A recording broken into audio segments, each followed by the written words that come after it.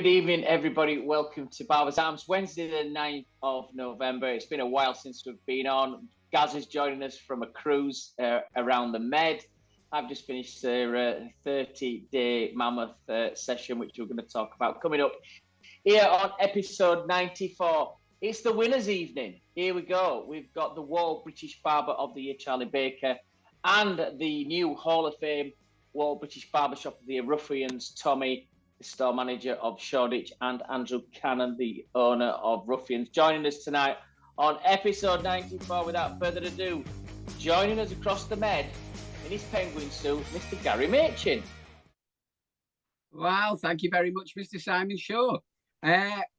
What can I say? It's been over a month, 23rd of September, our last show, episode 93. Wow. 73,000 views. Thank you for James Lunn and Daniel Sheshev from China and Australia, respectively. Great show. We had some great comments after it, and it was a truly international show. Today, this is more homegrown. We've got our Barber of the Year and Barbershop of the Year. Hey, guess where I've been earlier? Aye, what Captain. Do you think? Do you know what I think? You know, if I were on that cruise with you and I saw you walk past, I'd be like, "Hey, where's my fish fingers? Where's the fish fingers?" My lady said exactly. She says, "Don't you dare for Ask for use his hat." I goes, "I've got to, Anna." So I said to she goes, "You look." She said exactly the same as you. You look more like Captain Birdseye than the captain of the ship. But I've just come from captain's table. Just watched the show. Just had me dinner. I've just left the girls eating their pudding at the dinner, and I shot up here. So what you drinking tonight, mate?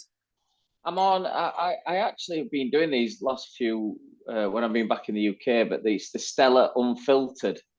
Oh, very nice. I've actually gone off Stella Artois, but I've actually gone on to these unfiltered ones. Have got a really nice distinctive taste, and they don't even know what volume is on these. Oh, it's still the same as Stella. Well, as you can imagine, I'm in my cabin. I was going to do it from a quiet spot upstairs, but I couldn't take the risk, and I've just got my connection. So I'm on my whiskey and ginger tonight. I've also got a few other little surprises. Got a Newcastle Brown tucked away somewhere. There's no contraband on the ship, but I found a little bar on here that sells Newcastle Brown. Can you believe? What cruise line is it? Who are you with? We're with MS. Oh, MSC. MSC. Yeah. MSC. Yeah. We're on the Virtuosa, which is they're based out in America. Actually, they're good cruise line. They're absolutely enormous. This ship is. It's only a year old. I think it holds something like 5,000 people or something, but there's only about 2 on it because it's out of season, like. But absolutely, I've never done one before. It's my first time, and I can't say enough good about it. It's absolutely beautiful. So, last time I was on a cruise, Gaz, every 10 minutes I were eating. They're just food every time. It's like breakfast, morning snacks, lunch, afternoon tea, evening dinner, midnight snack. It's just food. It's horrendous. You've just got not to succumb, haven't you? Got up, had breakfast, had me morning swim and everything else. So we try and stay off it, but I'm drinking my body weight in spirits, I think, rather than eating anything, to be honest. Did you do the drinks package? Whiskey and ginger. That's what me go-to at the moment. But the thing is, they do everything. Absolutely everything. You can have cocktail every minute of the day if you wanted to. Well, before we discuss any more of your luxurious trips, we're going to go through where we've been since the 23rd of September. It's been a big one for us traveling around about, and we're going to give you a few news bits where Gaz has been over in America, Canada, and where I've been as well.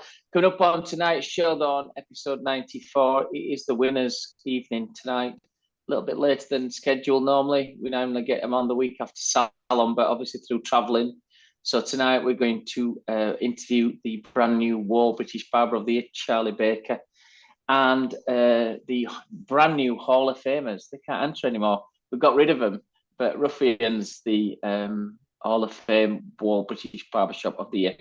Tommy, the store manager, and Andrew are going to be joining us from London in Shoreditch from the Wahl British Barbershop of the Year. So it's a big one tonight, guys. But, you know, I want to tell everybody, I know if you're not watching tonight, it's not scheduled Wednesday. We're going to try and get the 100 episodes done before Christmas.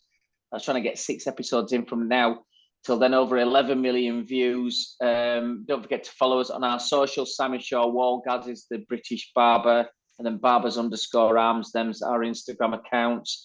If you want to email us, it is the barbersarms.co.uk. And if you want to have a look, no, sorry, that's our website. And if you want to email us, it's barbersarms@thebritishbarber.com. Gary, I have to say before, I know you've been away, but since Salon International, guys, the reason why we've not been doing shows and stuff, Salon, I went straight up to Nottingham to do the Boots conference, in Coventry. So as the Monday finished at Salon, I travelled up. I've got to say, at 52, I was in bits when I got to the Rico Arena. But I had a bit of room service. I had a shower. And I thought, it's got to be done. I went to rehearsals at 8:30, I think, on the Tuesday morning. We went on the afternoon at 3:00. And then we did the Wednesday and Thursday. Came back, went out to Thailand to do a massive show out in Thailand, which was the Wahl Legend Barber Show in a fantastic venue out there. And then we did some training with the guys out there. And we did a masterclass, Gaz. I know we've spoke, but we see the photographs. I did demonstrations in the morning. There was 100 people cutting mannequin heads in one room in the afternoon. It was absolute pandemonium. It's got to be a world record. I need to look at the Guinness Book of Records for this, but I'm sure it's right up there. It's the biggest I've ever done. I had 9 assistants with me, but that was in Thailand. Came back for a few days, managed to smash my car up on the M25, and then flew. I went up to Scotland. Thank you to everybody up in Dunfermline. CWR Supplies, who hosted our Disrupt tour with Sam Campagna, Michael Damiano, Emmy, Blair Turnbull joined us on stage. We had 80 people at that event, then drove from Scotland down to Manchester and flew out to Dubai, which has probably been, I know it's the last trip within this busy period, but probably my highlight. I love Dubai anyway. We've been over, obviously, I've been twice this year before that, but me and you've had a week there as well. But the venue, Beauty World, was fantastic. The training that we did out there, the event, the Customer Connect evening, you know, I've had 8-9 full days out there. And it's been completely amazing. I'm now looking forward to some normality, because for 4 weeks, I mean, 27 days, 30 shows. I think that's the busiest period I've ever had in my career. And you need some normality, because especially in Thailand and Dubai, people want photographs, people want you to sign things, and it's absolutely amazing. I'm fat, bold, 52-year-old barber who speaks a lot on the stage. So it's flattering, but you need some normality as well now to come back and just do normal stuff. Like go out, see my family, go out with your mates on a Sunday afternoon and watch football and feel a bit dodgy later at night. Do you know what I mean? So I'm really looking forward to that. But you've also been traveling as well. Tell us a little bit about your journeys in America. Well, nothing as big as what you've done, but can I just say, you know, the BBA and myself thank you for, you know, asking us to be involved in Salon International. It was great. And from the lads who we speak to later on, great weekend, great show. I thought the show was really good. It went off really well. Lots and lots of things have happened in between these, you know, from doing the show, you know. Before that, we did Shabba, but for you yourself, huge amount of work. I've been out I did 8 days in North America. The first time I've been back since COVID. So visited some of the people we've seen out there and we've partnered with out there, been out to our distributor. So flew out to Dallas, did 2 days in Dallas. then flew on to Toronto, sorry, to Barber Lounge, from Toronto to Edmonton for Evelyn Charles. So, and then Vancouver, Munich, and home. So not as big a trip as you've done yourself, but I know what you're feeling when you say you've done a lot of days. I did a tour of America. I think we did the most I've done in succession is 22 days, something like 18 cities. It wears you out, mate, doesn't it? It gives you a perspective on life, that's for sure. It doesn't, I've spoken to a few people whilst in between trips and stuff. It's like, how are you doing it? How are you doing it? The only way I can describe it is that I did salon, and it started at salon. I said to my mum, and I said to my son and my daughter, I know this is going to be tough, and I'm not going to see much of any of you, for maybe 4 weeks. But, the way I'm going to deal with it is one trip, get salon out of the way. And I don't mean get it out of the way. I mean, do salon, do it well. Get up to Boots and do that well. I had a day after Boots before I flew out to Thailand. Get out to Thailand, a little bit homesick, but the people were me, and do that well. Get back. Just one trip at a time, and that's all you can do. Because if you try to think, if I were thinking about the Dubai trip at Salon, you'd probably crack up, because it's too much. No matter what anybody says, I know some of you guys work in salon and you work 6-7 days a week and you do 20-30 clients a day, but it's a different ballgame when you're having to do model castings, do the shows, part of it, get on stage, perform in front of people. It's a different psyche altogether. I'm not saying it's any harder, and I'm not saying it's any easier. What I'm saying is, though, it's a different psychological mindset. And so the way I've dealt with it is just to do it one trip at a time. That's all you could do. You just get one trip at a time done. Try and do it well. I've seen good reviews. I've seen a lot of photos of you anyway. I feel like I've seen more of you while you've been doing your trips than I do normally. Well, what I try and do as well is there's a few like personal friends and family know that when I do my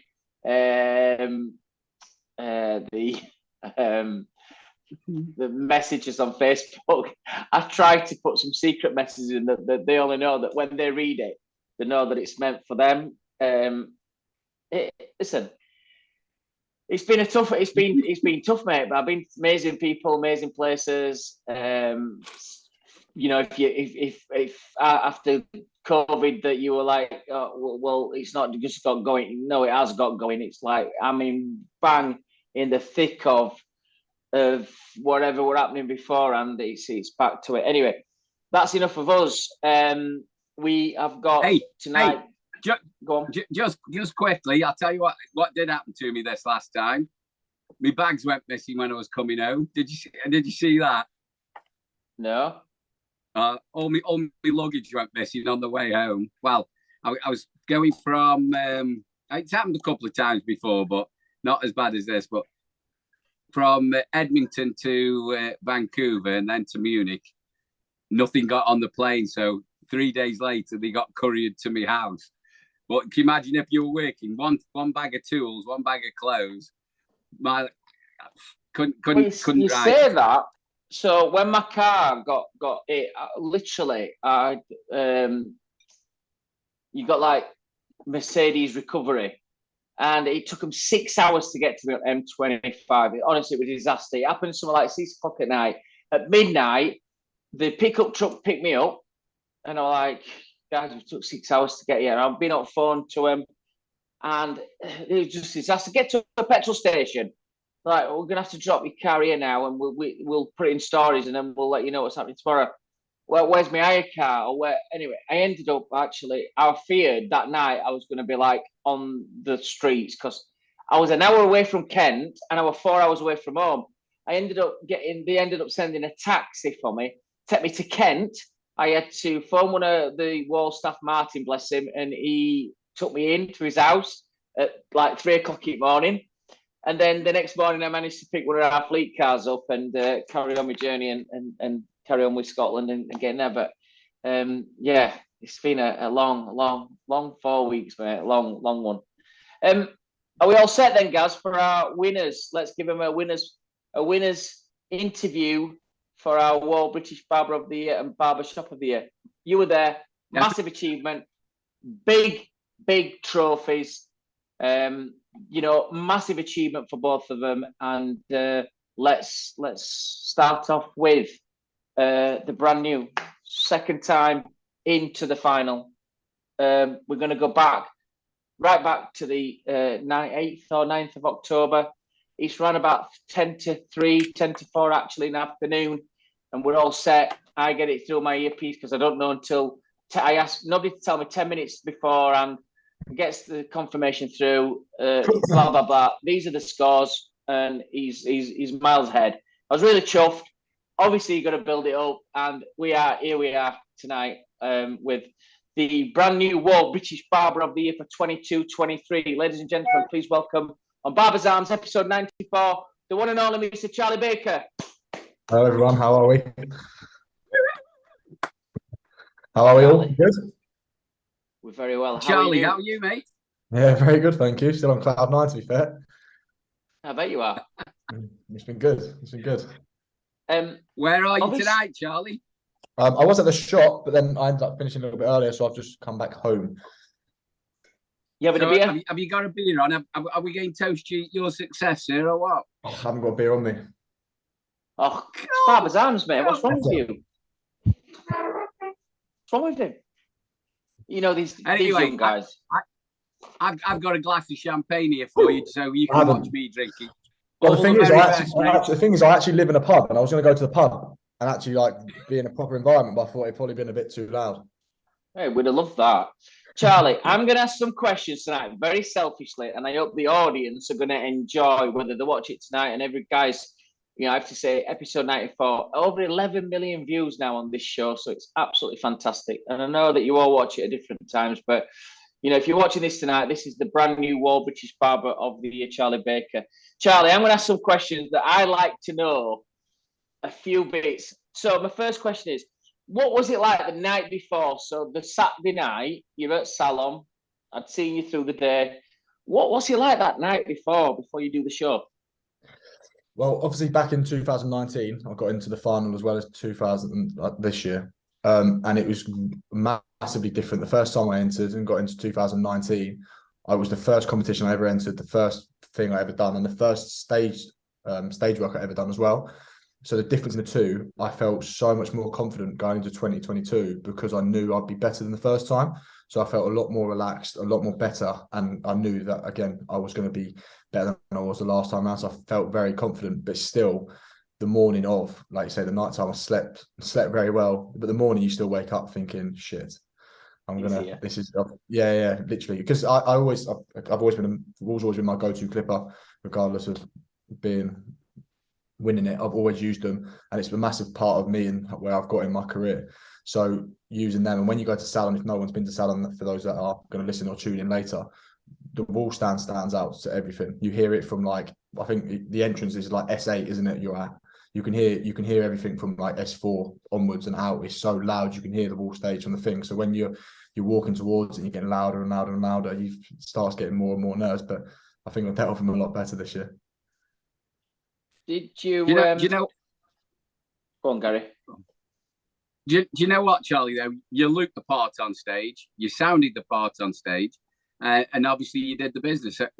I was there lucky enough to be part of your journey because lead judge there, but we just talking about that build up to it, it's still on the day though, isn't it? It's still what happens on the day. You can do whatever you do, you think you've got your nerves under control, but when you get introduced and walk on stage, you still must think you get in front of that crowd as well, because we had a huge crowd there all weekend. When you get there, you must have thought, shit, this is it again. Yeah, you do. Like you say, you kind of you can never prepare yourself for it. Like I've noticed as well. Like you said, I felt really confident as soon as you get around that bend of S8, and it's the first thing you see when you enter. You still think, Jesus, I'm going to be up on that. When you see the likes of yourself, Simon, Sam Campagna, Alan Beak, all the other people on the team, you think, yeah, I'm going to have to do that in an hour or two or tomorrow. You think, I hope it goes all right. And it's just like say on the day and how you deal with them nerves and the pressure. And like I say, the brief, one of the briefs of the judges is obviously they have a criteria to cutting skills, presentation skills, final looks. But I always finish off by saying to them, whoever you choose, could they go on that stage with this team this weekend and not stand out in a bad way? Could they fit in with everybody? So, your point about Sam and Al and Mick and Andrea and everybody is like, the judges have that under their kind of remit, is that would he or she stand out? Would they look good? So that's part of the judges' process, is that, can you blend in with the rest of them? I mean, obviously you're going to get an opportunity now for the next 12 months. I mean, you're down with us. Is it next week or week after? I'm on this. Yeah, it's next Wednesday, a week today. Next Wednesday. Yeah. We've got you coming down, and then obviously that pans out your next 12 months. Things that you're going to be doing with us, Barber Connect. Obviously, that's going to be a big one for you as well, to have 2 days with us at Connect. All the other stuff that you do, come on Project Men with me.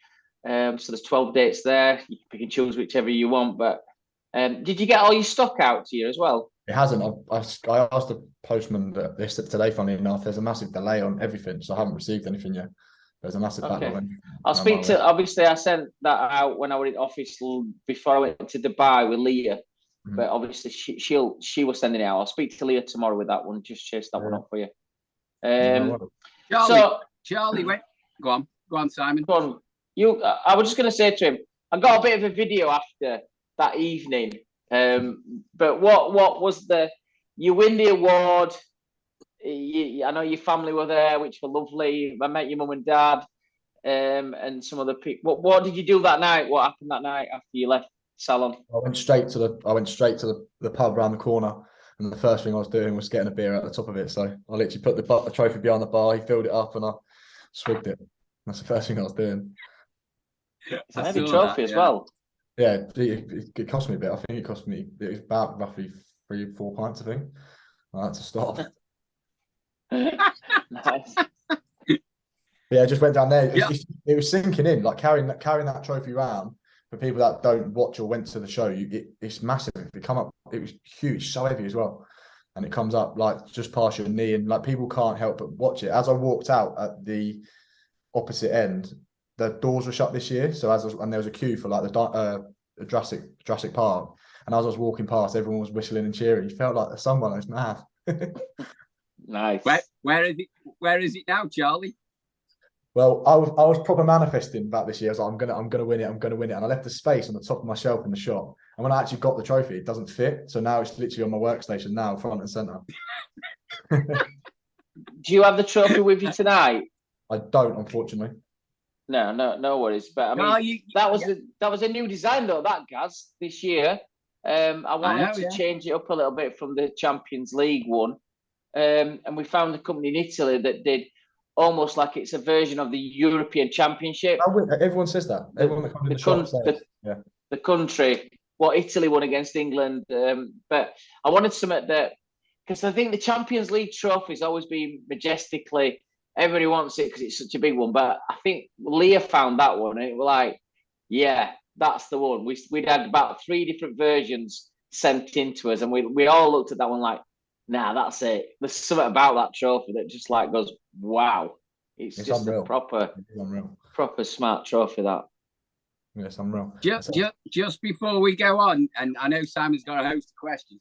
What do you think the one most important thing when you were actually going for the trophy again this year? What if you had 1 or 2 points to give any prospective barber or barberess going for Barber of the Year? What would you give them? What piece of advice? Well, a piece of advice is just to enter, like to be in with a chance of getting selected. Again, going back to the first year, it was the first competition I ever entered, and I was more surprised then because I just thought the people that I follow, like Alan Beat, for example, he's someone I looked up to into the industry for years, and to potentially like be working alongside him at shows now, it's just unreal for me. Like, I'm a massive football fan. It's like, for me, it's like playing against like one of the best. So you never know, have the opportunity to enter, and networking with people like myself that's been in the competition and now won it, the likes of like Reese, Carl Taylor, messaging people like that to ask how they've done it, and just putting your work out there, getting good quality haircuts. when I did my haircut, luckily it was on the lad that worked for me. You just get someone in the shop, offer them a free haircut, so you can show your creative side of things, and just enter. Then you're being with a chance of getting selected. Do you know what? I think. Go on, Simon. I was just going to say, and again, it's not just about the haircut with this one. It's got to be personality. You've got to have that star quality. Yeah. I do actually think, though, and I have to say this, and I'm going to have to be careful how I say it, because there's people there like Charlie Venn, Mercedes, who have got through to the final twice, the same as, and I don't want to discuss, because I want them to enter again next year, because that is consistency. I looked at the final this year. I looked at you, and I looked at Charlie, I looked at Mercedes.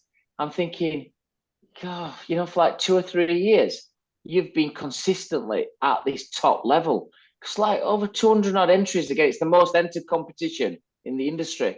So to get to the final, all 3 of you again, and Mercedes knows as well where she is in terms of like 2 years on trot, getting second. I mean, wow, it's almost like winning it anyway, that, because it's like, how consistently good could you be? Just to get selected as well, so I think it's a massive achievement. Like I say, it's such a renowned. I believe it to be the competition to win. Like, I couldn't think of anything bigger. I said it in my interview. An accolade I would more want to win. So just to get selected in the 5, like I say, alongside like JJ, Jay, Charlie, and Mercedes is unreal. Just to even be up there with the opportunity to win it. Well, the other thing as well is that I've seen people who got to the final who didn't win it, but their careers have gone on to really good things, and albeit with other brands. But I look back and think, yeah, we were part of that success, because I think that intro into Wahl stage, Gary, you'll get this as well. I hear a lot of barbers over the years, and I'm like, I say it as it is. And sometimes it gets me in trouble, but I do say it as it is. When they say, I'm on stage for this brand, and I'm going, mate, it's not a fucking stage, that. That's like a little bit of a carpet or a little raised, like almost like a pallet with a frill around it. That's not a stage. That's a stage at Wahl. And I think when you come onto that stage in that competition, you get a thirst or a taste for it. It either swallows you up, or you think, I want more of this. I need more of this, because this is big time. And, I think you're right what you said earlier. Your preparation for night before is all to do with experience. You'd already done and you'd walked the walk the year before, 2 years before, obviously in 2019. But I'm sure that'd give you in good stead to help you this year. Well, literally, like you said, it gave me a taste. Like, I was so, like you said, there's more to it, having personality. The reason why, the only thing I was doubtful with myself is because I wanted to win it so much. I didn't know if that would set me back. And now I've won it, I know that I could be way more relaxed when it comes to doing like the barber connection, stuff like that. I can't wait to get up there and like show my personality with being on stage. The secret's out now as well. So I think people know that they can enter again on this one. So this was the first year that past recipients could re-enter. And obviously the secret's out though, guys. So if you enter and you don't get through, it's either you've had a nightmare or you're getting a contract, because Reese entered this year. They were like so gutted that he didn't get through to the last 5, but obviously we give him a contract for this year as well. So this competition was always geared up to find new talent. This was always why we designed the Wahl British Barber of the Year. It weren't just about a bit of vanity and a bit of a competition. There's too many competitions in this industry. For us, it was all about finding new talent. And Reese is now, he's coming down, I think, later in November. And he's going to be signing his new contract. He's going to be working alongside the team on a full contract. So that's your aim as well. This next 12 months is to do well on your tasks that we give you, the vids that the marketing team give you, the little bits and testing products, coming to events with me, doing shows with me and the team. It's going to be good. I'm going to take you back though, right back to that afternoon. Go on. And I'm just about to say, and the new Wahl British Barber of the Year is. And you've got the Pirates of the Caribbean music. Everything that we do is all staged. Every bit of music before a show, every bit of music when the show's finished, everything's finished. So the Pirates of the Caribbean music is all, we've had that for the last 5-10 years. and it builds up. He's a pirate, and then it comes into that cheesy piece of music, which is Starship. Nothing's going to stop us now. We mention your name, we shout your name out. What's that feeling like, Charlie? It just, like I say, I fell to my knees. I just started crying. You think like I felt so good again coming off the stage, and I felt like good. I've done well. I was happy with what I've done. But still, to hear your name, you still think, no way. Like you just don't think you're going to win something like that, because it meant so much to me. I wanted it so bad. But just to hear your name, and you like my parents and my parents and my friends and that were perfectly centre of the stage, and you see, I couldn't look at my mum and dad. My dad was in absolute tears, man. And I just couldn't look at him, so I was looking away. I think when you gave him the mic, Simon, I was just effing him. I was going fuck. I couldn't say anything. You just speechless. That's why, so for people to enter and to have the opportunity to be up there and potentially win, it's just, you can't beat it. And what you probably don't realise at the time, but you probably did, Gas. Well, you were on stage, Gas, so I'm not sure if you did, but when the winners' names are mentioned, there's a massive photograph of you behind on the big screen. When you see the photographs back, I'm giving you the trophy. Well, Reese is giving you the trophy, but just a massive picture of you, your profile picture on the big screen. And yeah, I think, you know, even Mio compares it. It's one of my favourite times of the year, that to do the Wahl Barber of the year in the Barbershop. It's like when people said to me, "What's your highlights of your career?" They're right up there. Every year to announce the Wahl Barber of the year and the Wahl Barbershop of the year, they're the highlights of my career. And I always look back at the photographs and think, wow, there's some great photographs of you on the embankment. There's some good photographs of you inside. There's one where you actually sat on the stage with your trophy between your legs. Yeah. There's some with your parents. And I hope that you take time and just keep on a high, because it's a massive achievement, but take time and try to relive those moments. As you know, on Barber's Arms, we always ask the question to people: if you could relive one part of your career, which would it be? And at the minute, I probably think I'd like to go back to 10-3 on that Sunday afternoon when he calls my name out, because they're magical moments, mate. They're absolutely. I've said it in my interview, which I'm looking like on the Barber Evo mag. I'm looking forward to getting it. I generally can't think at the moment anything that would compare to winning that for me at the moment. Like it just, I can't. And the whole day for me is a blur. Like I just don't remember. I don't remember being on the stage. I remember winning it, but like when I watch it back, I'm like, I don't remember that. I don't remember this, because I was just, you're like, you can't believe it. You can't believe I've been announced, and I'd love to just relive that whole day, because it's like it's up there, one of my favourite days. And Gary, judging it for all these years, Gary's judged it for all these years. Gaz, just as a judge, you said some years it's been tight. We've spoke about it afterwards. How did you feel it was this year? Were you a real standout winner for you, or were it close again? Yeah, I mean, there was two. There was two for us, and I was going to bring this up about, you know, asking you for you know, what piece of information from a judge's point of view. It's about the standout work. Yes, we're after all the package, presenting how confident you are. We have a criteria that's given to us by Wahl. But also, and we spoke about this after all the judges, and it's about having that standout piece of work. At the same time, though, your model is so important. And you know, some people, you know, if they're in it for the first time, or for the second time, or for even the third time, sometimes it's all won and lost sometimes on your model. And we were all talking about this after. Obviously, we can't discuss any of this during the competition, but obviously we're going to talk after and say, because as foreman of the judge, you know, of the judging crew, we give all our judging sheets in, and then the winners announced. So we don't even know who the winner is. Yes, we've got, because it's all points.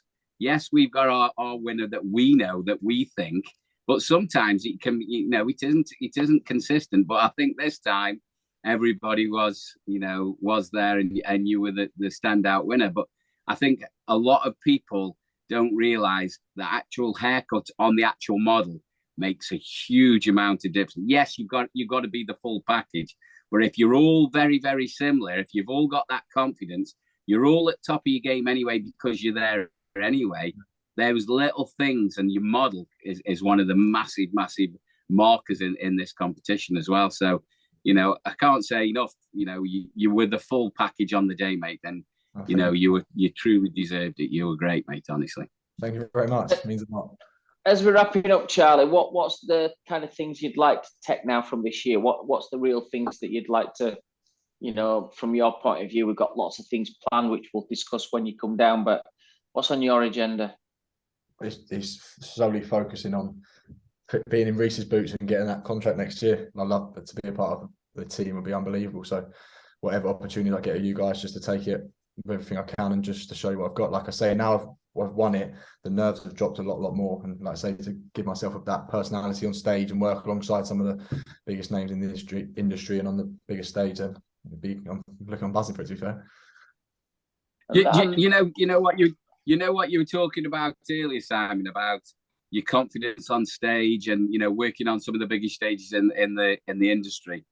You still get that butterfly feeling, don't you, in the morning when you've got to go on, even when you've been doing it for years and years and years. You know, your confidence in yourself, in your skills, in your model, everything that you've done yourself, that you've got control. But there's always those little things that can happen, that can go wrong. You know, people don't turn up on stage on time, or electrical. There's always that little nervous feeling, isn't there, Simon, just in case something can go wrong or will go wrong. And when you're traveling as much as you do yourself, and, you know, you have to sort these things out, I think that little bit of nervousness in a morning when you get up and you're doing a big show, it just makes you feel real. It's still there, and you still feel that. I think it's a great feeling to have, though, as well. I think as we get older, I mean, Charlie's still in his early 30s. Are you early 30s, Charlie?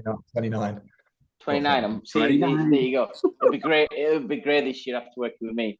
But you know, I think as we get older, you know, I've got to say, like I said, this last month, the amount of traveling I've done and shows I've done, I won't say it's nerves, it's excitement.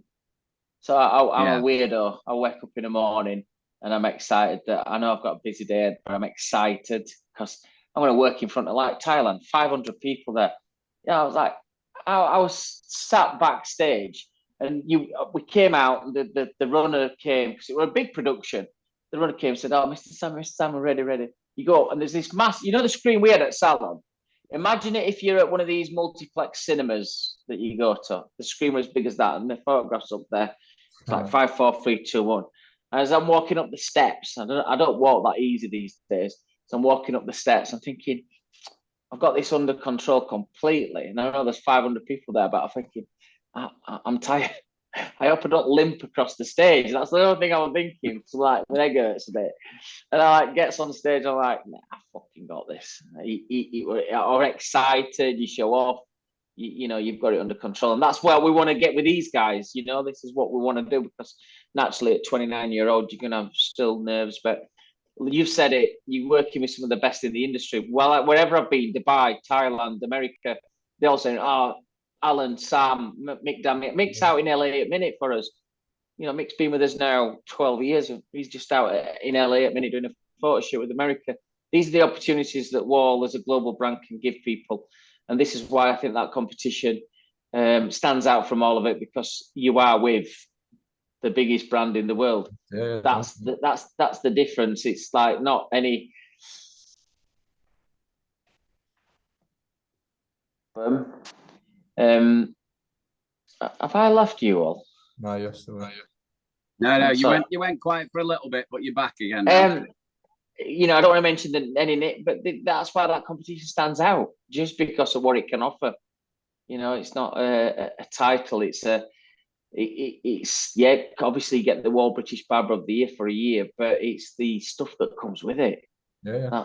That's the big the honeypot of it.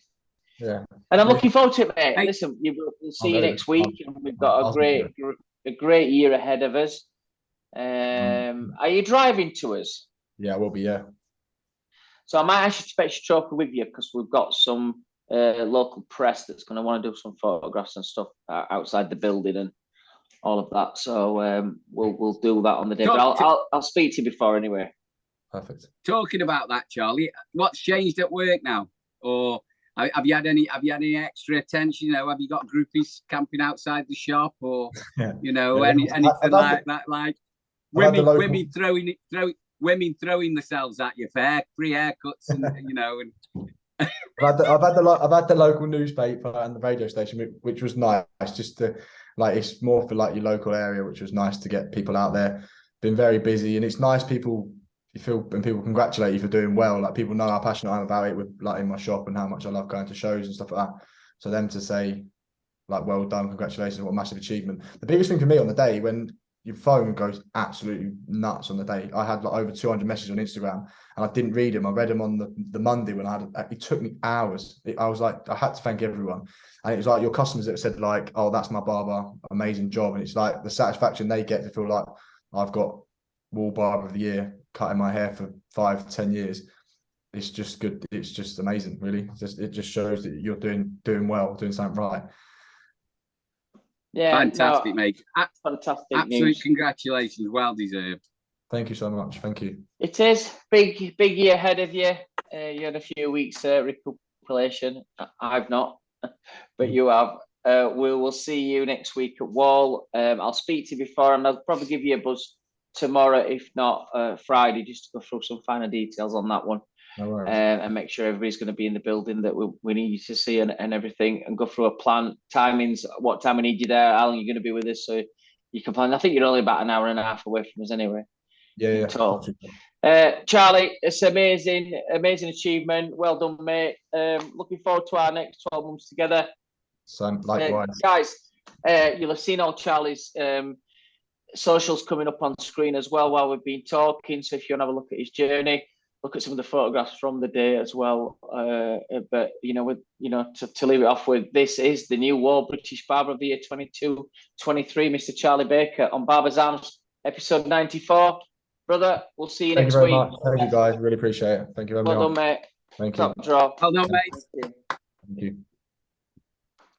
Lovely young man. Superb. Impeccable.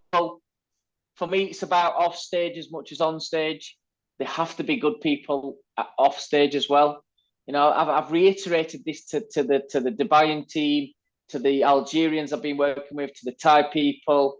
You know, for me, it's about off stage. And I'll give you an example, right? Jake Lansley wasn't selected for Salon International. And I said to him 3 weeks before, Jake, I'm not taking you to Salon. And I'll tell you why I'm not taking you to Salon, because I feel at the minute there's people that's more current at the minute on stage for what we're doing with the blended, the Wahl air thing, than where you are. However, you will be coming straight up to Boots Conference with me to do the Tuesday, Wednesday, Thursday at the Brews. And so he came refreshed. He'd not worked at Salon. He did a fantastic job. And that's patience. That's good character. That's winning mentality. Not to throw your teddy out at court. Not to like, I want to do Salon. If I'm not doing Salon, I'm going to go work for some poxy other clipper company. I'm going to stay with Wahl. And, you know, credit to Jake. And that's attitude. That's good attitude. The thing is, Sam, as well, you know, when you've got a big team like yourselves as well, you can't take the whole team all the time anyway. You've got to have subs on the bench, haven't you? Give the other guys a rest anyway. So you just, you know, if they aren't the right people, if they start throwing the teddies out the cot, are they? You know what I mean? So, you know, he treated it how he should do. And he's got a maturity in him as well. But I know there is some egos in the industry, and, you know, some people wouldn't take it as well. But, you know, I spoke to my son Alex this morning, and I missed his game on Saturday, and they're top of their league. And I said, what's the crack? And like you said, we've got a really busy 4 weeks now. It's Saturday, Tuesday, because they're playing in Europe. And he said he's been playing out of position, but he says, you know, I think it might play right back. He says, I might not play on Tuesday night, though. He might rest. Good people, good attitude people, sports people. Like, he knows that there's going to be squad rotation. And mentally, he'll be prepared that he plays on a Saturday or he plays on a Tuesday, playing a team from Belgium next Tuesday. And he might play Tuesday, but he might not play Saturday because he'll be playing the following Tuesday. and that's what it's all about. Jake got that. He got it. You know, he got that. He weren't being for Salem, but he had to be at his best for me on the Boots conference, and he did it professionally well, superbly well. So, you know, Charlie needs to look at all those people, and you know, that for me is great attitude off stage as well as on stage. What are you drinking, Gaz? Well, I've got, you know, we usually do this little break in between our guests. Now we usually have a little cocktail moment. Now, obviously, with me just coming straight from the dinner table and you know, Captain Monroe, so I have got I've got one for me and I've got one for you, and it sums up our personalities really. So I've got a mojito here, which is lovely and sweet, minty and Mediterranean size. So it's I'll just put my hat on because I'll pretend I'm the captain. I'm serving you a drink there. Look at that for you. Look. So I've got a mojito for myself there, which I've been. Aye, Captain. Especially for you, especially for you with you know, plenty of brown sugar in the bottom. But look what I've got for you. A tequila sunrise. Look at that, baby. Looks really nice. That does look fantastic, to be fair. So a tequila sunrise, very simple. Got you little touch of grenadine in the bottom there. Look. So you can't beat a little tequila. So I'm just going to have a nice. Oh, beautiful, mate, beautiful. But my go-to drink tonight is going to be my Newcastle Brown because I've got no bitter on board. We've got no bitter whatsoever. So it's got to be a Newcastle Brown. But barmaid, I sent down for it two hours ago. I said to her, make sure it's in the room before we go. And she hasn't got it. She hasn't got it to me yet. So it will be here before the end of the show, I'm afraid. She'll be dancing on dance floor. She says I might be made away. I might be gone. Might not be there when you get back. I said, don't be ridiculous. She says, because Millie's having a whale of a time. She's made friends on the boat, and she was 18 on Monday, so she can officially have a drink. She can officially have a drink now. So it was her birthday. So and I haven't seen much of them for the last couple of weeks. So we said we'd do this. So yeah, it's worked out really well, really. Well, while you're redoing your hair and getting your hairspray back out, I see that cap how it sat on the top part of his quiff there. That's some nice, strong old hairspray there. And he's even got a barber straw as well. I mean, he's doing the part for us here on Barber's Arms, episode 94. Now, without further ado, it's a winner's evening, and we are going to now go across to London, to Shoreditch, where we are going to interview the team that have kind of like, well, how can we say it? It's the made history. Entering into the Wahl Barbershop of the Year, there is so much criteria to get through. Secret shoppers, where there's a criteria on your marketing, your charity work, products that you sell, list of services, you name it, and you've got to jump through them hoops. Again, massive entries this year. This group have been in the final. I think they've won it twice before this year. They've been in the final probably twice or three times before that. And then to actually to get in there. So without further ado, we're going to speak to the guys from Ruffians. But here is the new Wahl British Barbershop of the Year 22-23, and the first to be inaugurated into our Hall of Fame. Ladies and gentlemen, give a round of applause to Ruffians in Shoreditch. Thanks very much. I mean, I'm Andrew from Ruffians, and I got Tommy there as well, as you can see. He's in Shoreditch. I'm just pretending to be in Shoreditch here with this up behind me. I'm in sunny, well, not sunny, rainy Scotland at the moment. So T's there, and you got to zoom in on what's there, Tommy. Come on, and get your sound on. You're muted. Good Lord. Tommy, how you doing, man? The captain of the Slugger. That's exactly it. He's the one that deserves all the praise. And hi, by the way. Thanks for having us, by the way. Gary, where is the boat currently? Where are you? Tommy's he's there. He's got Hello, he's got his audio on now. A very. Can you hear me? Yes, we can hear you, Tommy. Got you now. Firstly, gents, a very good evening. Thanks for having us on. And I'd like to show you. Oh wow! There you go. Turn your camera sideways, Tommy, if you can. Turn your camera sideways. Okay, no Tommy. problem. Yeah. Let's just have another look at them trophies. That is a collection and half. That. Oh my days, that's beautiful.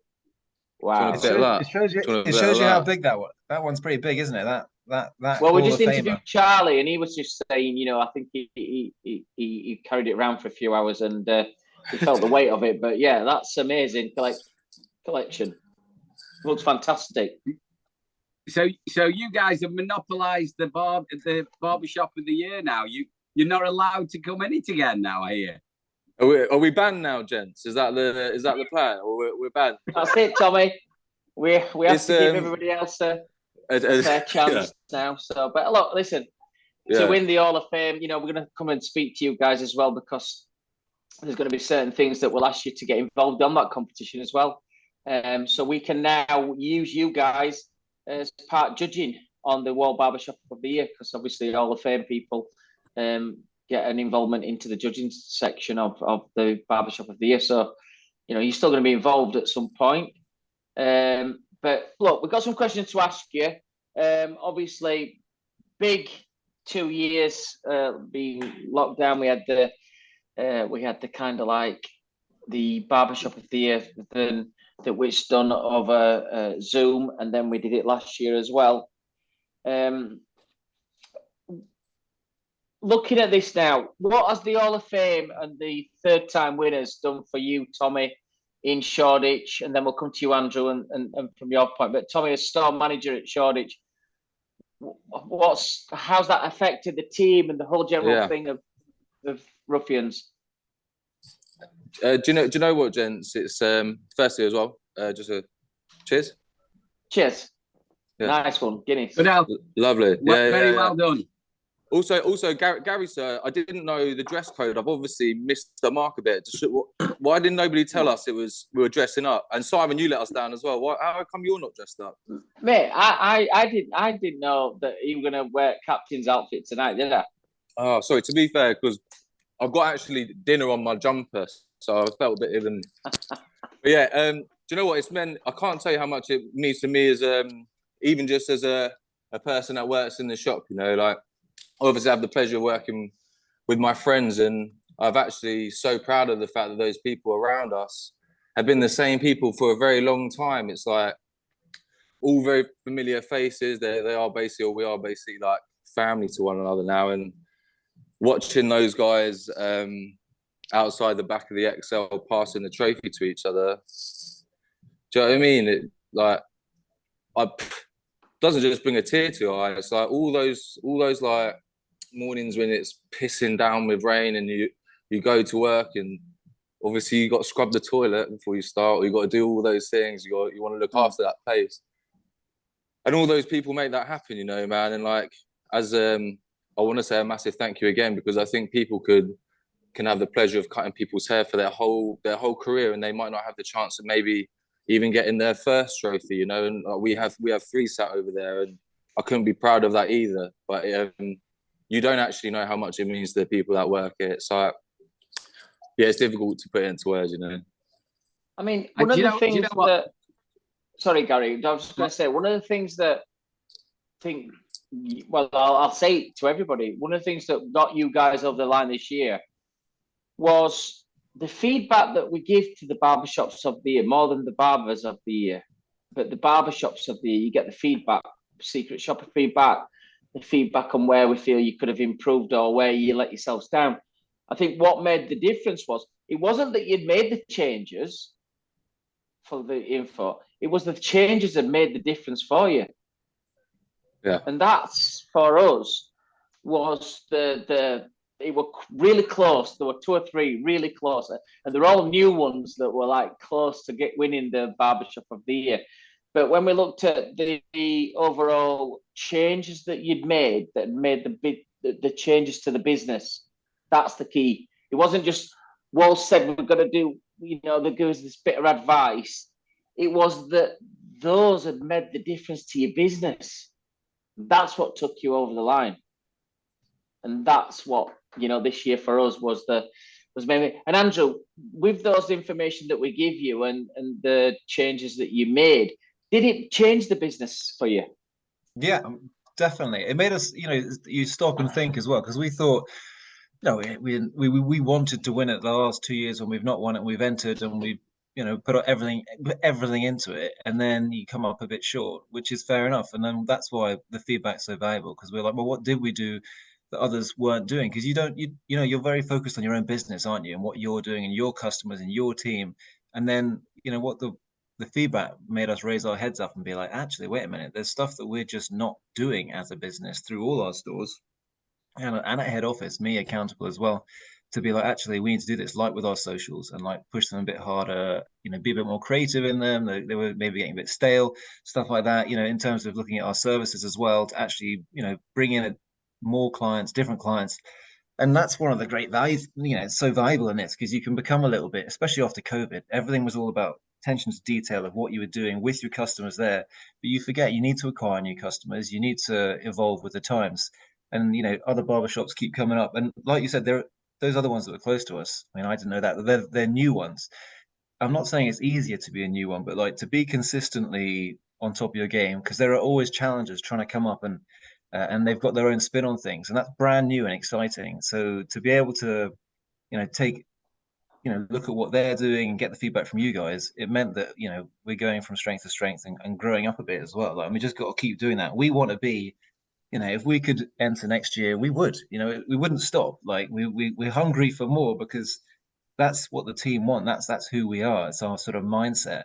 So we're actually quite relieved that, don't be wrong, I'm a bit like, phew, we can just come to salon and actually, enjoy it, because you do get really nervous, because we're all competitive, and like, especially someone like me and Tommy, we take it very personally when we don't win, but not necessarily for us. It's for the rest of the guys in the team who, feel like it's really hard to get there. And we're like, look, just being nominated is phenomenal. You've had secret shoppers through, you've had all your experts looking at everything that we've done, and we've managed to get there. That is amazing.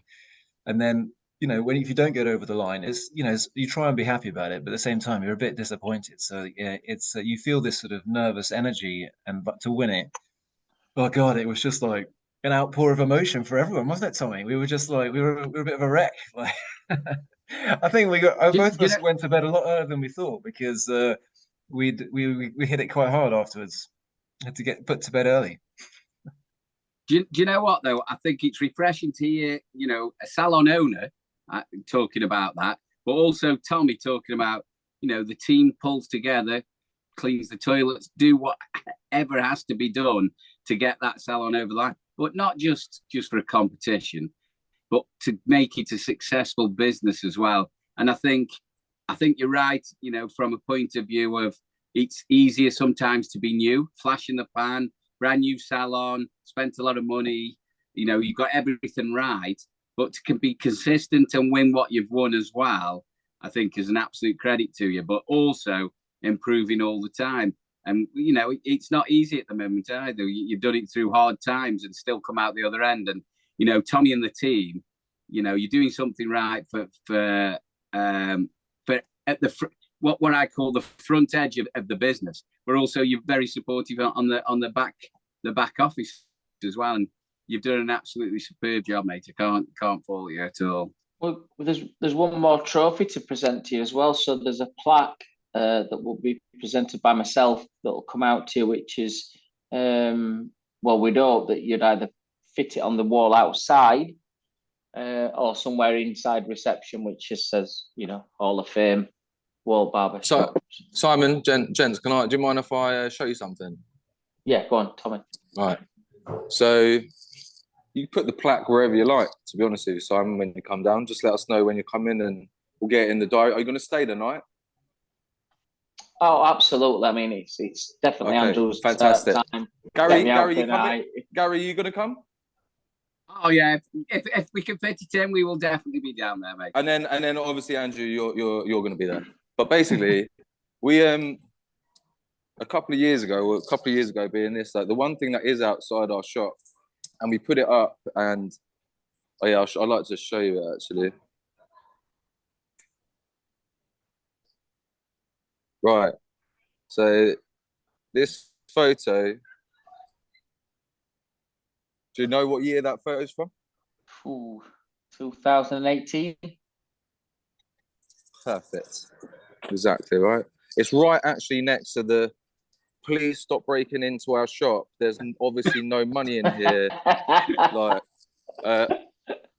it's next to that sign because I got a bit fucking fed up of turning up to work and someone's trying to rob our clippers. So, because we use the best clippers, Simon. Don't worry. Everyone knows we've got the world stuff in there. Sorry, I just knocked my headphones out of my ear because I'm still on the old school bloody wired ones. Right. But anyway, so that is from the year that we didn't actually sadly win, right? And every day we look at that, we sit outside the shop and we talk to each other, you know, and we're like, you know, one day, who knows, man, we might win it. Do you know what I mean? Our shop might actually friggin' win it, man. And like, yeah, I just wanted to show you that because I just thought it's important that you know that, because we, on a personal note, obviously, we know that obviously Ruffians is, as you know, it's not just our shop, it's multiple shops, it's multiple people, and everyone has such a personality from each shop as well. Everyone has their team as well, or their tribe, or whatever you'd like to call it, and that family and stuff. But this particular shop hasn't been decorated with such a, well, it's like, you can tell any single one of your friends and or your family that you work in the UK's best barbershop. How mental is that? How fucking sick is that? Like it's a nice if you think about how special that is as well, because it's just like, it's amazing, man. And we're so blessed for that to have happened. Sorry, what was the question? Did you ask? Well, one of the things I'm gonna say to you is as well. It's nice that you've had a few beers in as well. Yeah, no, you wanna put the plaque up in it. Sorry. Yeah. So we'll arrange that. I'll speak to you or Andrew will come out, but yeah, we'll have to have a. I think one of the best times for me is going to probably be after I've got the fellowship luncheon on something like the 4th or 5th of December. And probably to stay down that. Well, I will be staying in London that night. I'll not be in if it's to drive or travel anywhere, and probably to do it on the 6th, which then is a vicious circle because obviously then we'll start drinking earlier again because I'll feel rough. So we'll have a drink in the afternoon and do the plaque ceremony that night as well. Just a quick one then. So guys, we're going to take you back to that Sunday afternoon, as we've just said to Charlie. It's around about 10 to 3, 10 to 4, whatever we did it. You've got the music playing, the Pirates of the Caribbean, and we just about said the winner of the Wahl British Barbershop of the Year is Andrew. Tommy, what's your feelings at that moment in the audience? You've got all your team there. It's a massive audience there. Describe to us what that feeling's like before, the seconds before, and what's the feeling like when we've announced that you are the winners? Oh, so you go first, innit? Okay. I mean, before it, there's the nerves get bigger and bigger and bigger. And actually, we'd had Sirac, one of our great team, was on the stage at 10:30. So he one of the early, I think the earliest slot on the men's stage and the modern barber stage. And so a few of the guys have been to visit for that. And then we didn't have this until 3 o'clock.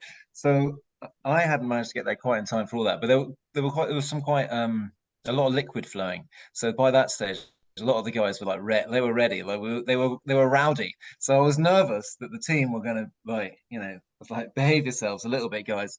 But more, it's just the nerves of, because you want to win it. And like it means so much, like, because we won it before, and winning is infectious. But we wanted to win it for our customers, we wanted it for our team, and then when we did win it, it was actually just a sense of disbelief, because we just didn't. It's so hard to win. Like, how hard it is, Simon. Like, and it's legitimate. It's just like, did we really do it? And it was. And then then it's like almost relief. Like, you're just like, oh, thank goodness, because now we don't have to do it again, and we can get involved and do fun stuff. And also, like, some people look at us and we're a bit like, because we bring everyone. We say to anyone who wants to not work that day, they can have a day off in lieu. Come and celebrate. Let's enjoy it. So I think we had 22 people in the audience. So we were rowdy, and like, you know, they all wanted there to have fun. It's just such a joy. Like you just want to jump and, you know, hug all the people around you because they're your friends and you work so hard with them. You know how hard they work. You know that they're,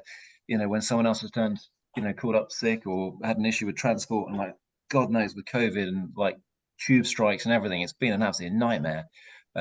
You know, and they support each other and they look out for each other. They do everything. Like people stay on other people's couches when the tube strikes are on, so they can walk to work and stuff like that. I mean, it's such a great team, and when it all comes together, it's just like just raw happiness, like genuine, just like I don't know what else to compare it to. Like it's better than like your team winning a football thing. It just means so much because it's so personal. That's what I would say. And And then Tommy, you look Tommy into from like Tommy's eyes. Tommy, from your point of view, how, you know, being with the team and that, how did it feel for you guys? Yeah. So I guess like the feeling before is one that it's like you do work I think anyone that does what we do for a living, it's the hardest job in the world, man, you know, and I think that's the best bit about it as well. It's like it's so rewarding in so many ways and so many of the things that you do go unseen, you know.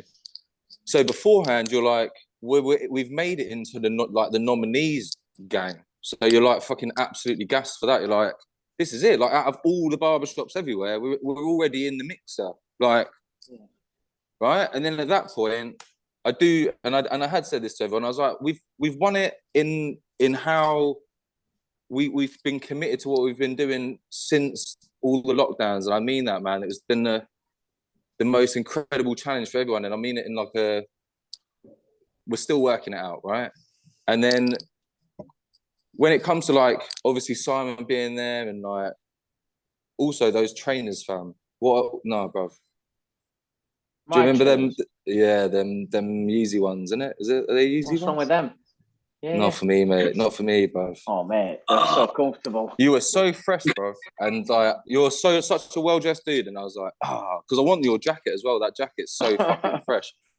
But, sorry, I get distracted. But what I'm saying is, it's like, you're there and you're in the mix, and you've made the nominees, and that's fucking unbelievable, man. And then when you said it, I swear to you, I agree with Andrew. It's like complete disbelief. I was like, nah, it can't be, and it was, and then I think then to go to what it's like to then when we were up there, I obviously remember all of it and none of it at the same time, if that makes any sense at all, right?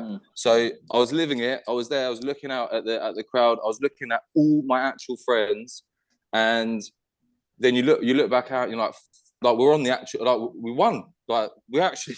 Like, and that's, I think, you know, when people talk about how it might take time to settle in, then how it felt afterwards, I swear to you, man, this is the bit that I've already said this bit because it has meant so much since it happened.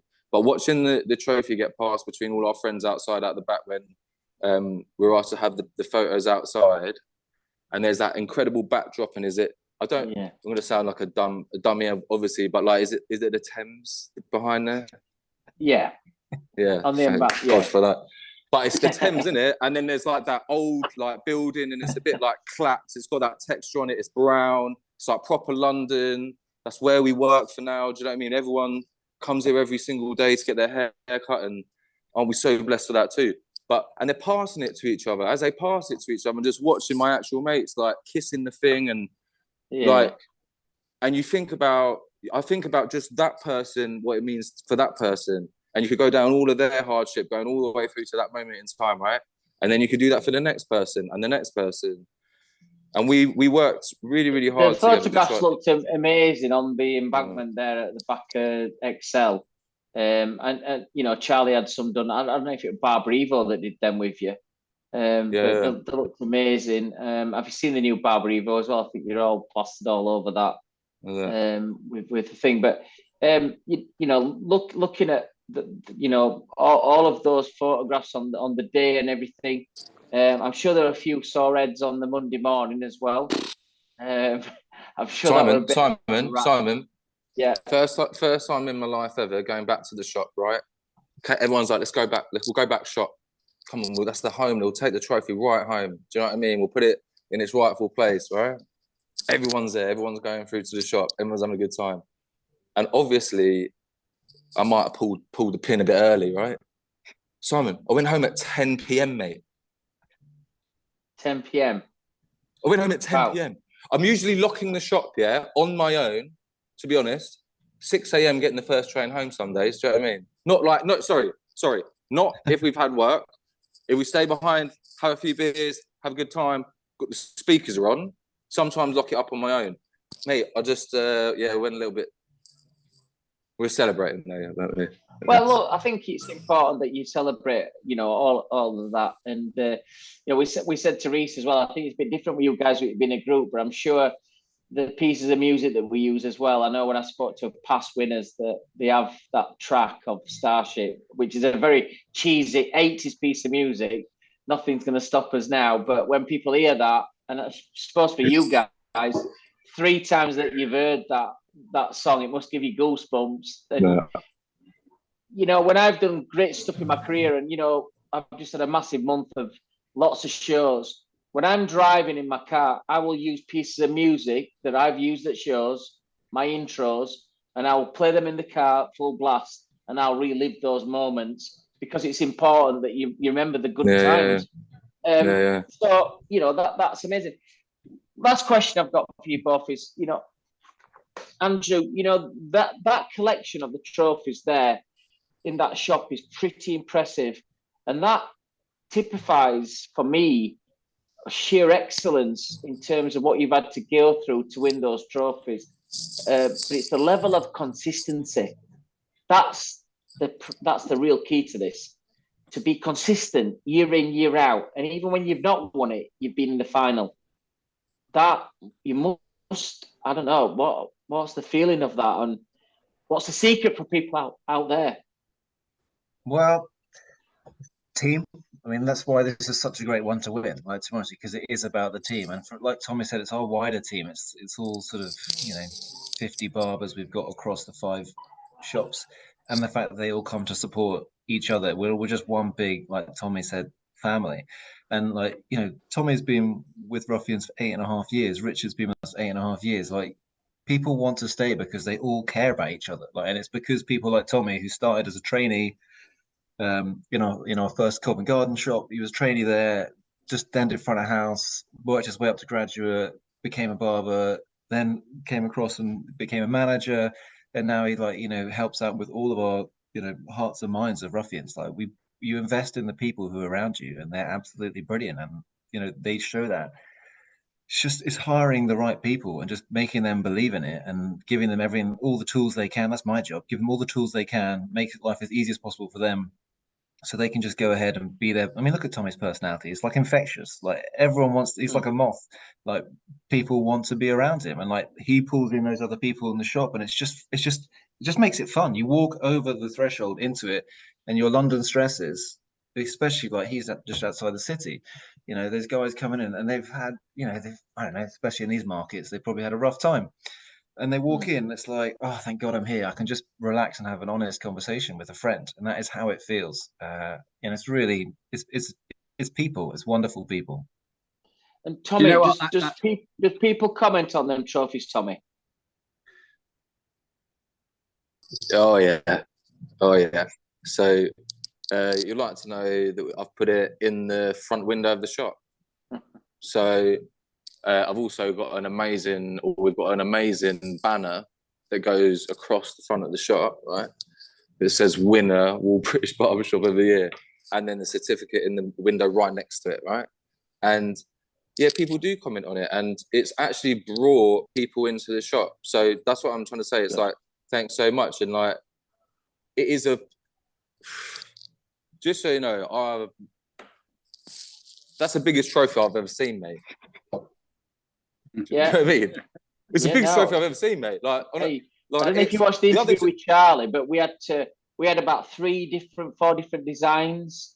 And when that was the last one that came in, when it came in, as soon as I looked at it, I went, Leah, that's it, get me them. That one, yeah. And we've secured them for the next 3 years from the manufacturer.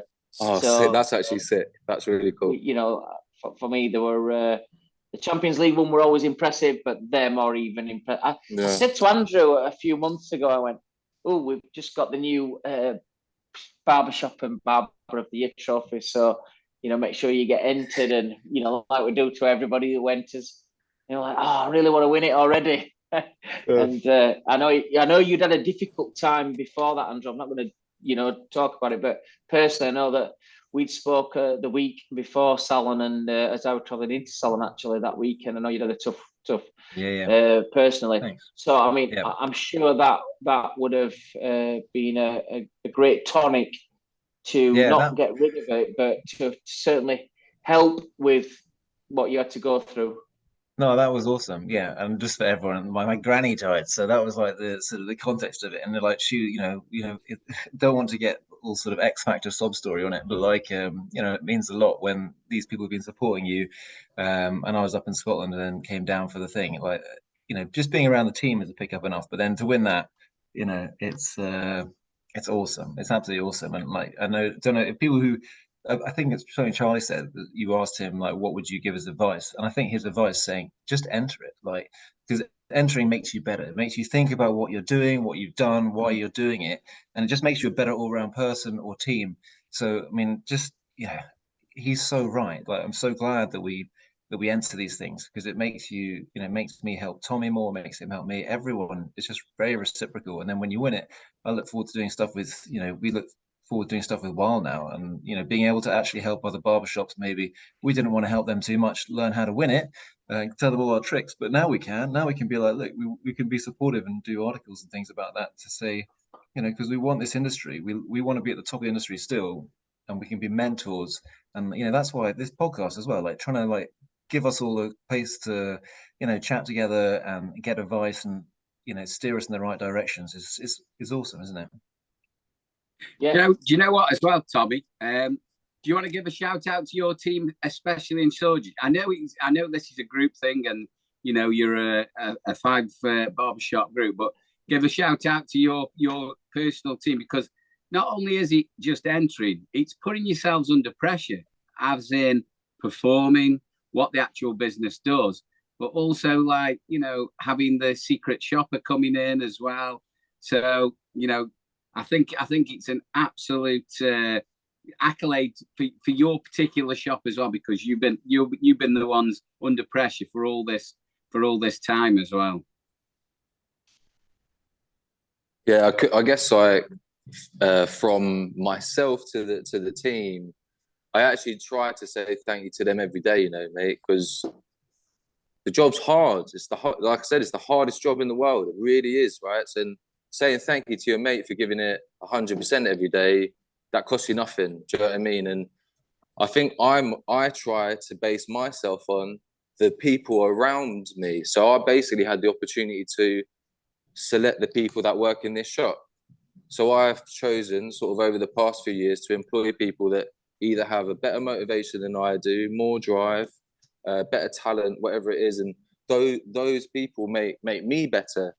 And it has worked in a really nice way. We have also given opportunity to the people that are the most motivated. They might not have like the breadth of experience as some other people, but the shop has been built on that specific foundation of like opportunity, and we work hard for each other. And the team, I could literally go through every single one of them if you'd like me to, and I could tell you how amazing they are as individuals and as friends and as partners to the people that they're with, and or dog owners, all of them. And you all work so hard for each other, and when it works in the way that it works here, it's a special place, But I believe that to be probably of anywhere that does what we do for a living, and you have that same feeling with your teams at home. And yeah, man, it's when you have all those people working for each other, you got to just try and look after it, because if you can fuck it up, and it fucks up sometimes. Do you know what I mean? That could be my fault as well, and for whatever the reason. But you're there for each other, because it's tough. It's like your next task, Tommy, is to organise, when I give you the date, a nice afternoon, early tea time, drink, and a night out for me and Gaz, to come and give you the plaque for the Hall of Fame. That's your next task. Here we go. whether What's the date? What's the date? Well, we're looking at the 6th of December. I think we're looking at the 16th or 6th. Tuesday the 6th. 6th. And am I allowed to message you yeah, of course. between now and then, get a few feelers, or complete surprise? Well, listen, I like surprises. I like it right. Do you on like to eat food? Right? Do you like to eat food, or do you like just straight to? Well, I can't eat and then drink at the same time. So if we're going for a beer, I'm going to go for a beer. So, yeah, okay. You know, if we've been at fellowship luncheon the day before, I'll have a breakfast in the hotel, and then I'll be okay to come to you guys, do the plaque stuff, and then we'll go out for a few beers in the afternoon. Yeah. Well, do you want to see? Shall I show you where I think we should put the plaque, or is that that's a bit deep in it? Don't worry about that. We'll do that on the day. We'll fetch it. Well, it's either going to be in or out. It'll be weatherproof if you want it outside as well. But we're running out of time now, guys. Right. Episode 94 here of Barbers Arms. 11 million views so far. Tonight on this episode, we've had the Wahl British Barber of the Year, Charlie Baker, and currently we're with Andrew. We got Charlie Baker, who are the Wahl British Barbershop of the Year, Ruffians, and the new Hall of Fame. Hope you've all enjoyed having these guys. Andrew will be in touch. Tommy will be in touch. We'll see you early December. But keep enjoying the trophies. Look at them. They look absolutely amazing. I mean, it does look like a trophy cabinet in some like high international European fantastic super team. That looks absolutely fantastic. You need to be posting them on all Instagram, TikToks, and everything you've got. Guys, thank you very much for being on Barbers Arms. We'll be in touch. But have a great evening, and we'll see you soon. Amazing. Thanks so much. Cheers. Bye-bye. See you later, guys. Gaz, great to have the guys in from Ruffians. I think I know exactly where Tommy is in Shoreditch, and there's so many pubs and bars around him. And literally, you walk left and there's a bar. You walk across road, there's a bar. There's one on the right hand side. So we'll have a good night when we go see him. I know exactly where it is. Can I just say what a lovely fella he is? I'm looking forward to going for a pint already. And I know we've had Andrew on the show before and had his whole story. And, you know, unfortunately, we haven't touched on that. But can you imagine when he started Ruffians, when, you know, he isn't a barber, he took an opportunity, saw a bit of a niche market, he went for it, and now where he is now, you know, where the business is now. Fantastic. We've all gone through hard times, you know, there's things gone on, and they're in the Hall of Fame now. What a great story. Done really well. Done really well. Fantastic. Done really well. Well, I know you've got a cruise to get to, and it's been a late one for me as well, just coming back from all these trips. We hope you've enjoyed episode 94. We're going to try and take you to the big century this year.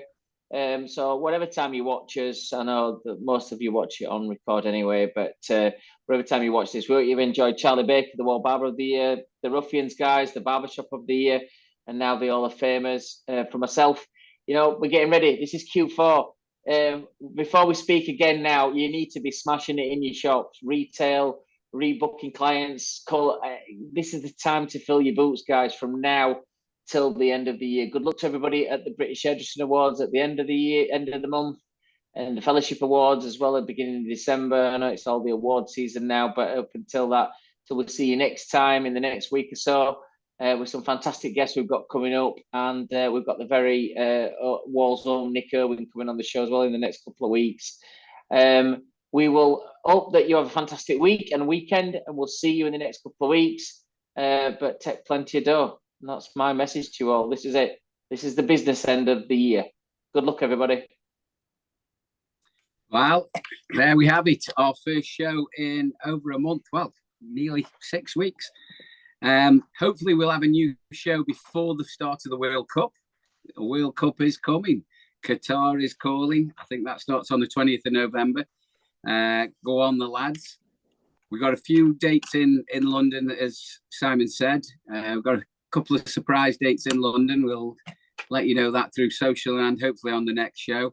We're actually in London, Simon, again on the, I think it's next Monday. That's a fellowship do as well for Project Men. Celebrate Project Men as well. So I'll be having a pint with you on Monday, Simon. And I'm in London again on Wednesday for something special. So watch this space. Chin chin, everybody. Have a great weekend. We're back in work on Saturday. Love you. See you all later. Adios.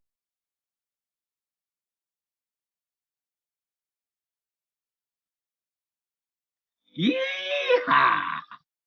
Yeah.